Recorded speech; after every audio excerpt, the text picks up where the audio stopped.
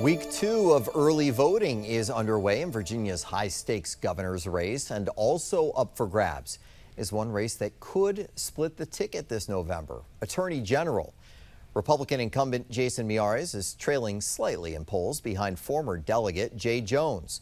The winner will oversee criminal investigations, including defending convictions on appeal. And this person would also help protect your money by enforcing state consumer and business protection laws, and so much more. This week, 7 News is highlighting the nominees' positions on a variety of topics that could impact your life or your family's lives. Now, during their sit-down with 7 News' sister station in Lynchburg, the nominees talked about public safety in the Commonwealth.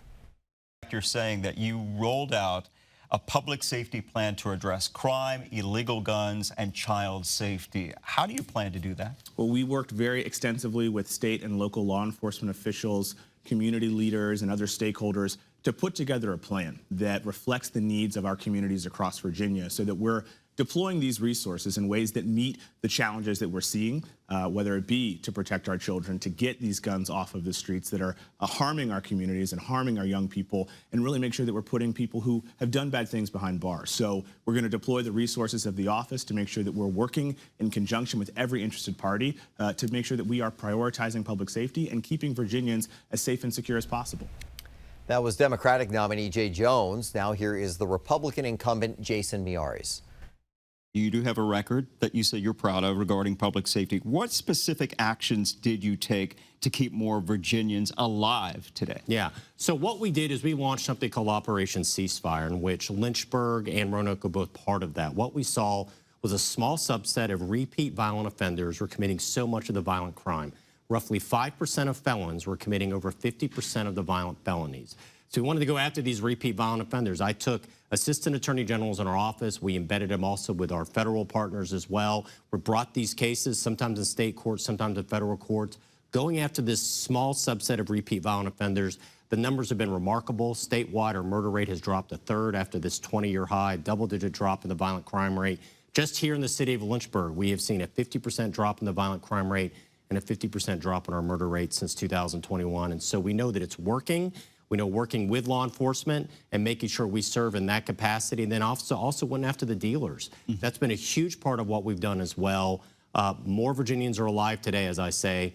We have prosecuted enough fentanyl off our streets in Virginia that would have killed close to 7 million Virginians. That's the incredible work we've done in the Attorney General's office, reversing those trends and now making Virginians more safe today than when I took office. Joining me now is Dr. Kara Ong-Whaley, Executive Director of Better Choices for Democracy, and she currently teaches in the Department of Politics at the University of Virginia. Political science professor Gary Nordlinger from George Washington University in studio with me. Kara, we're going to start with you on this. To what extent do Virginia voters still respond to tough on crime messages like Miyares compared with the more holistic public safety narratives that we heard from Jones?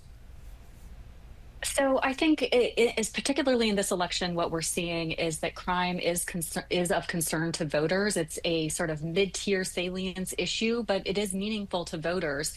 And the tone that really works best is one that is both assertive, but also measured.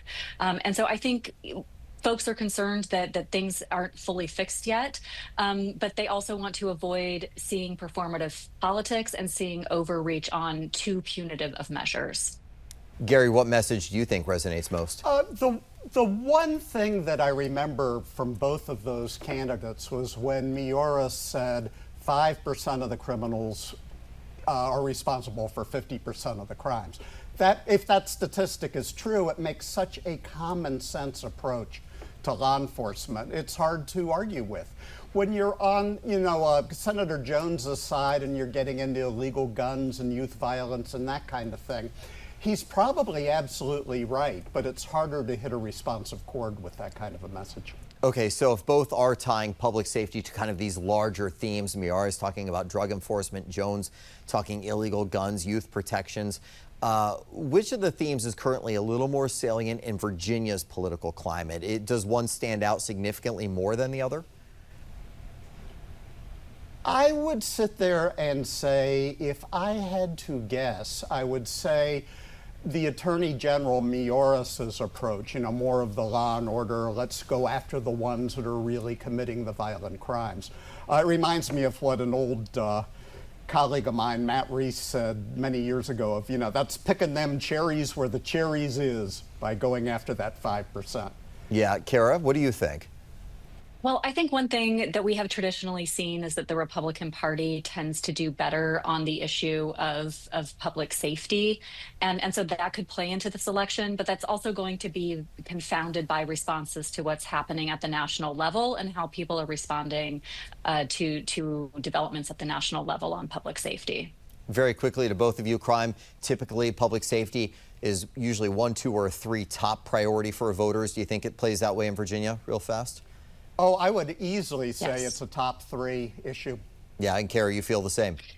Yes, it's consistently on the polls as a mid-tier and meaningful issue in Virginia. Yeah, and that's why the candidates will keep beating that drum, especially in the AG race. All right, thank you very much. Now, early voting in Virginia's November election is underway, and to learn more about where these nominees for Attorney General stand on the issues, just visit WJLA.com, or you can scan the QR code that's on your screen. Now, tomorrow at 5, our panel will discuss the nominees' records on prosecuting cases.